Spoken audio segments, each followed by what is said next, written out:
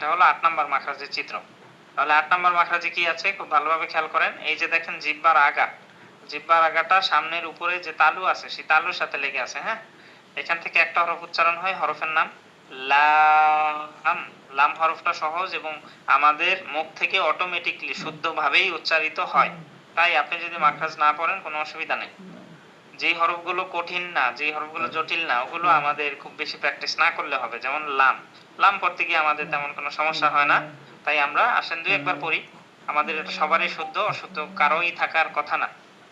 লাম, লাম। খেয়াল করেন যখন আমরা লাম বলতেছি তখন অটোমেটিকলি জিহ্বার আগা কোথায় চলে যাচ্ছে?